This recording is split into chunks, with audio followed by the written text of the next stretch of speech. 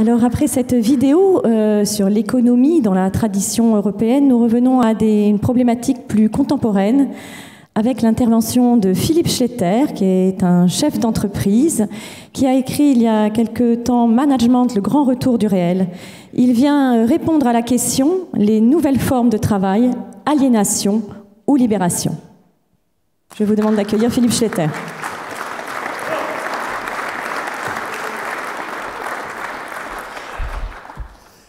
Bien, bonjour à tous, merci de votre accueil. Alors vous avez vu dans les présentations, la présentation qui vient d'être faite, et ce matin c'était pareil, le nom, le prénom, parfois quand on se présente on rajoute son âge ou la région dont on vient, et puis après on donne son métier. C'est systématique.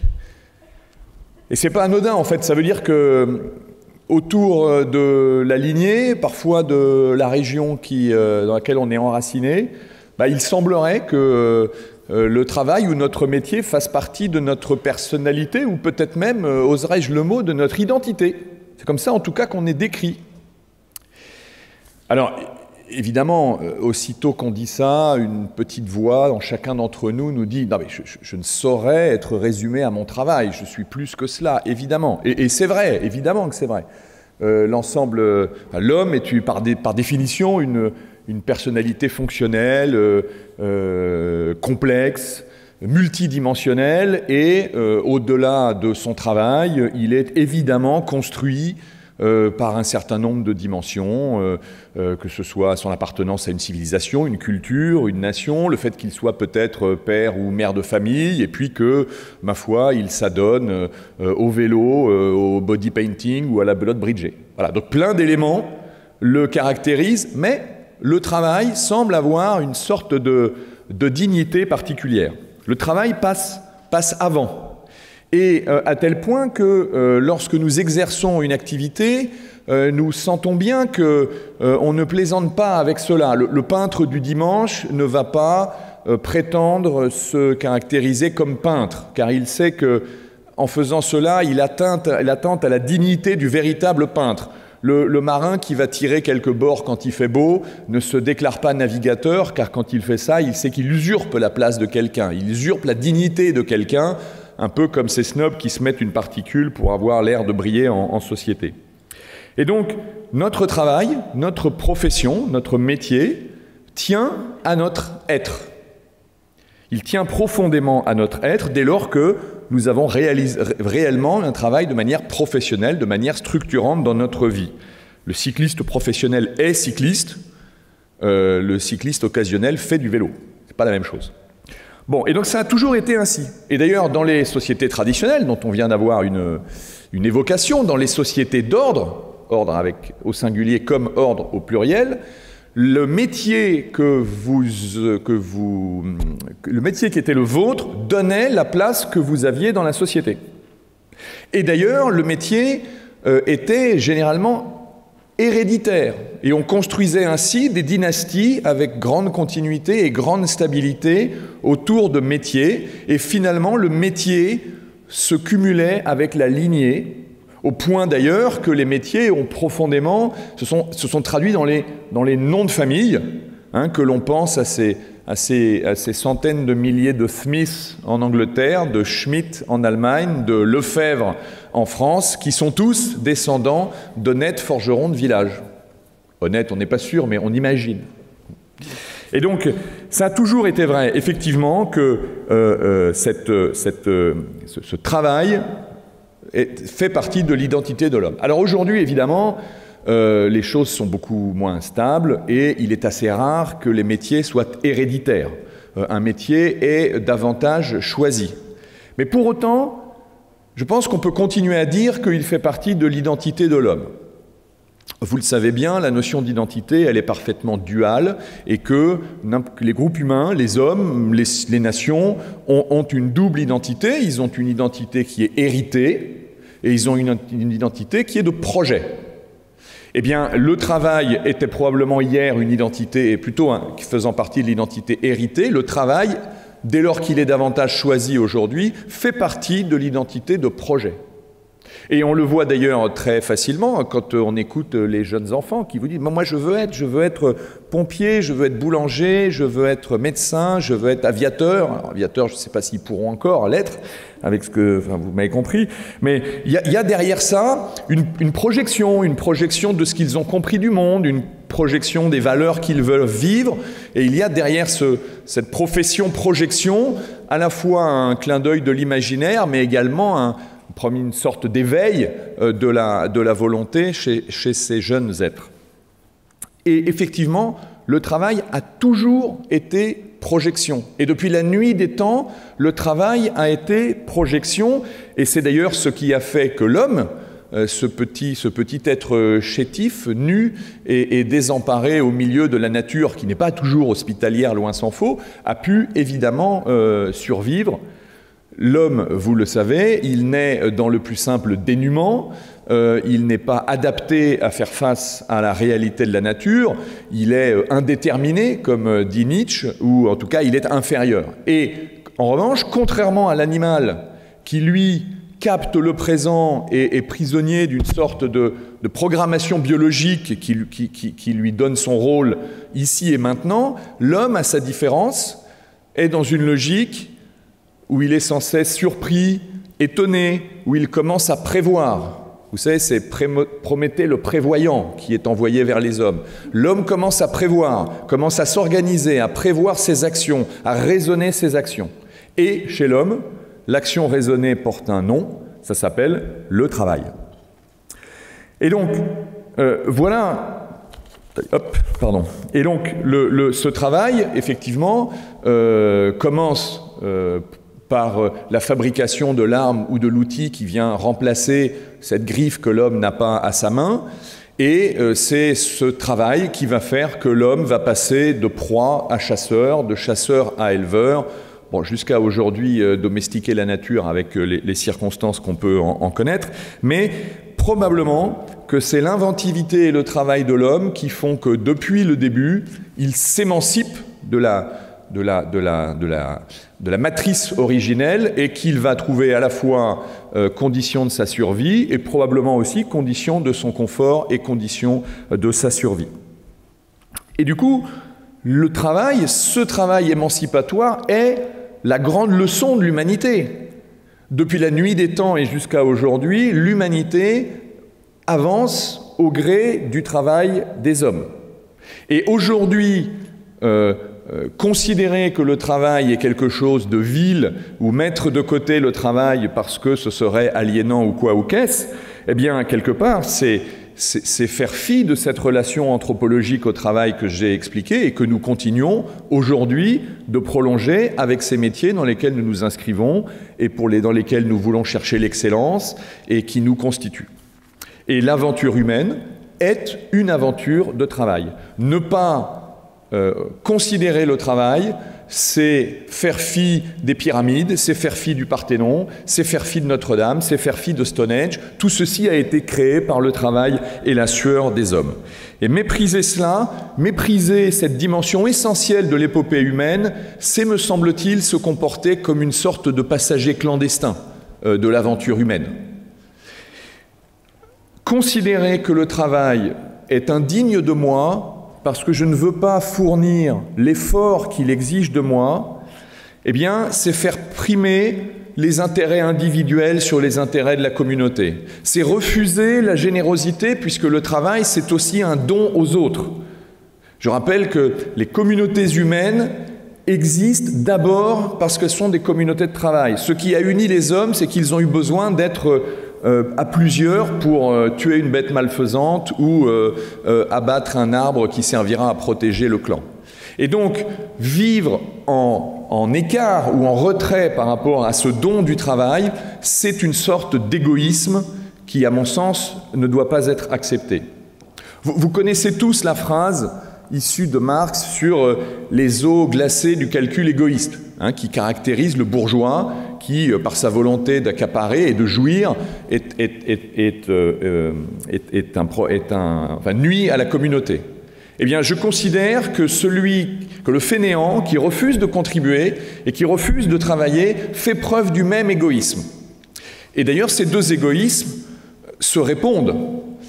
Et je constate que nous avons souvent dans nos réflexes et dans notre famille de pensée l'habitude de vitupérer le premier de ces égoïsmes, et je pense qu'il serait juste et équilibré de vitupérer aussi le second. Il y a deux égoïsmes qui nuisent à la communauté, celui qui accapare et celui qui refuse de travailler. Alors, on touche donc là, effectivement, à la dimension sociale du travail, collectif, communautaire. Je le disais, même l'étymologie, il se peut qu'il y ait dans la salle des gens férus d'étymologie indo-européenne, donc je vais leur parler plus directement. Donc le mot communautaire vient de deux racines. Il y a la racine com, K-O-M, qui a donné le cum latin, qui est le ensemble, le collectif. Et puis il y a le mei, qui veut dire, c'est l'intention de faire une chose. Et donc la communauté, c'est se mettre ensemble pour avoir l'intention de faire quelque chose. Et donc une communauté d'action, une communauté d'agissante, ça devient en fait un pléonasme. Mais clairement, la communauté se fonde sur le partage des tâches et sur la nécessité, sur la volonté de s'épauler librement pour participer à quelque chose de plus grand. Et c'est là où je fais le lien avec une notion qui m'est chère, qui est la notion de l'entreprise, qui est la version actuelle de la communauté de travail. Et je voudrais qu'on puisse porter un regard peut-être nouveau sur l'entreprise. Alors vous me direz, et vous avez raison, les entreprises ne sont pas parfaites. Et alors je vais vous donner un scoop, c'est que pas grand-chose en ce bas monde n'est parfait dès lors que c'est incarné. Les États ne sont pas parfaits, les entreprises ne sont pas parfaites, les familles ne sont pas parfaites, les clubs de sport, les associations, et probablement même la Fondation Iliade n'est pas parfaite. Donc, est-ce que c'est une raison pour autant de jeter le bébé avec l'eau du bain? Est-ce qu'on doit s'interdire de parler de fidélité parce qu'il existe des trahisons? Non. Et donc, on doit pouvoir considérer ce que c'est que l'entreprise. L'entreprise, c'est l'endroit où des hommes et des femmes qui travaillent ont la possibilité de créer ensemble quelque chose de plus grand et de cultiver dans cette action un certain nombre de vertus qui sont les vertus à la fois du collectif, de l'effort, du dépassement, parfois du sacrifice, et de la capacité à dépasser les égoïsmes individuels. Alors, évidemment, si je reviens au travail, ce travail, nous souhaitons qu'il puisse nous rassasier, à la fois parce qu'il nous donne les éléments de vie par le biais d'une rémunération parfois, mais parce qu'il est capable de répondre à nos aspirations morales, psychologiques, esthétiques.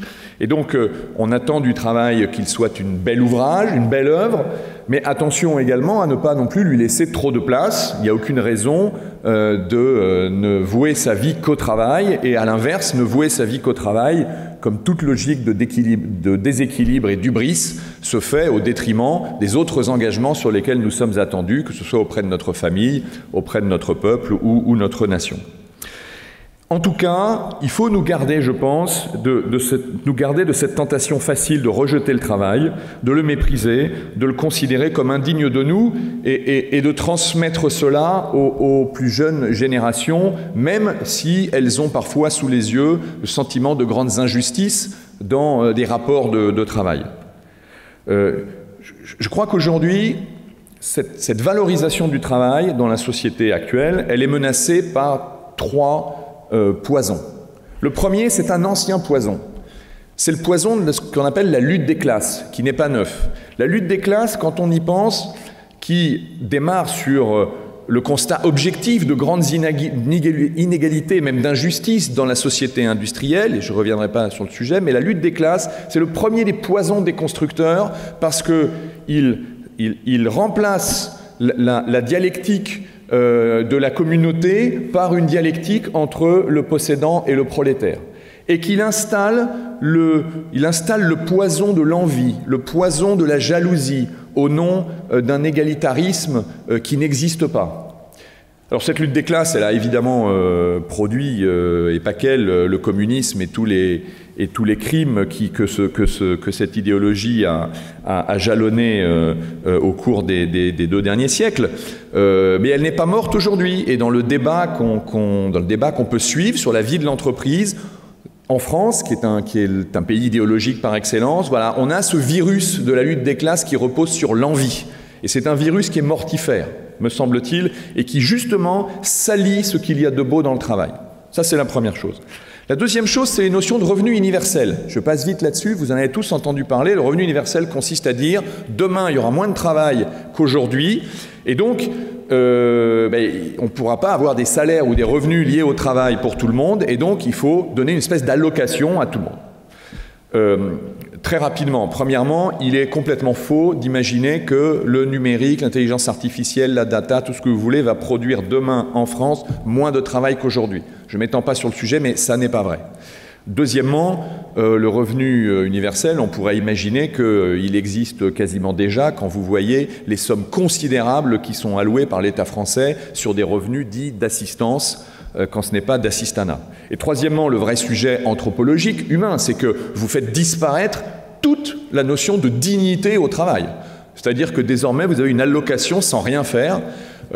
Pour ceux qui vivent ces situations ou qui connaissent des gens, vous avez des régions en France, je pense au nord et au bassin minier, dans lesquelles vous avez maintenant 3e génération successive au chômage.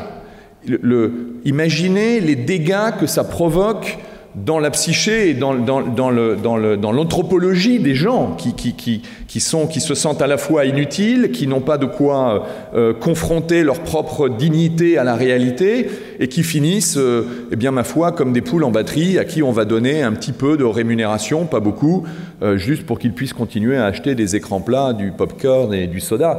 Et donc, c'est pas la vision qu'on a de l'homme. Hein. La vision prométhéenne de l'homme, c'est qu'il il révèle son destin en se confrontant à la réalité. Donc attention au mirage de ce type de solution.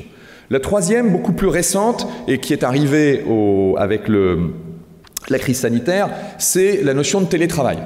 Alors là, derrière le télétravail, je parle du risque du tout télétravail. Évidemment que télétravailler une journée, 2 journées, surtout quand on est dans une grande métropole avec, où on n'arrive pas à circuler et des transports en commun qui sont à la fois sales et non sécurisés, évidemment que le télétravail peut avoir un intérêt.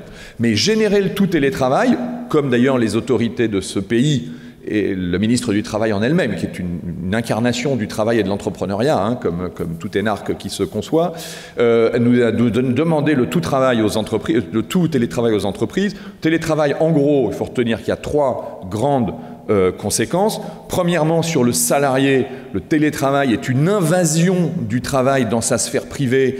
Et en fait, vous avez remplacé le métro boulot dodo par le boulot dodo. Et grosso modo, les premières statistiques qui sortent montrent que quand vous êtes en tout télétravail, un salarié bosse en moyenne 2h30 de plus par semaine. Je passe vite sur la dimension du salarié. Sur la dimension de l'entreprise, c'est évidemment une perte importante de substance, d'intelligence collective, de spontanéité, de capacité qu'ont les gens à communiquer, à interagir sur ce qu'ils font, parce que chacun est évidemment derrière son écran.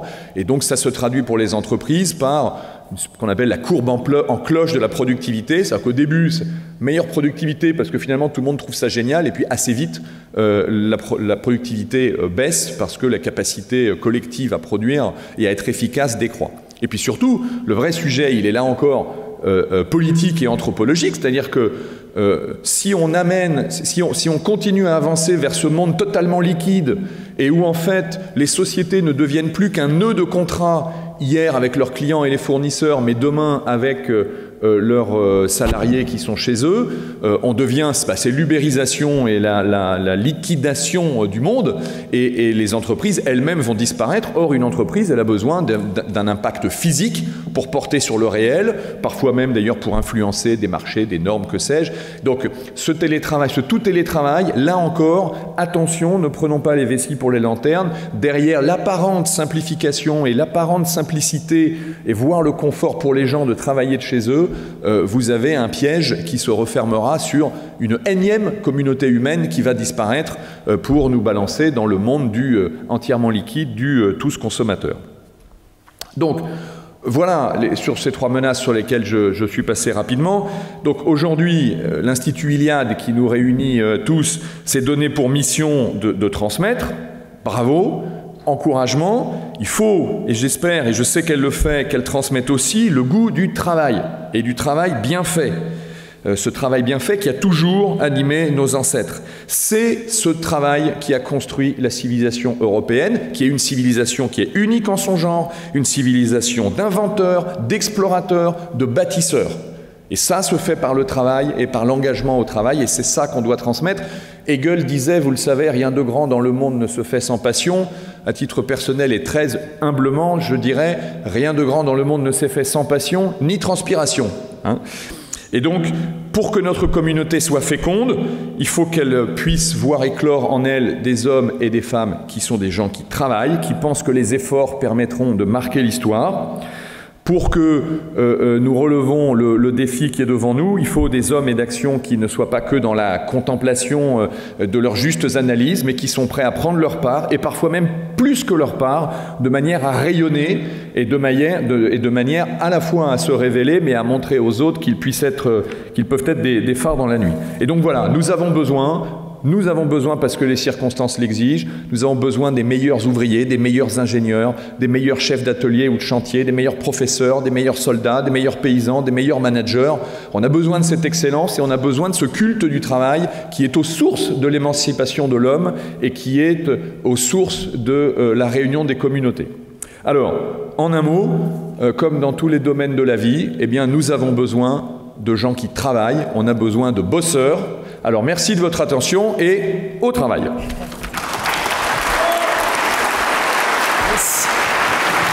Merci Philippe Schletter pour cette intervention.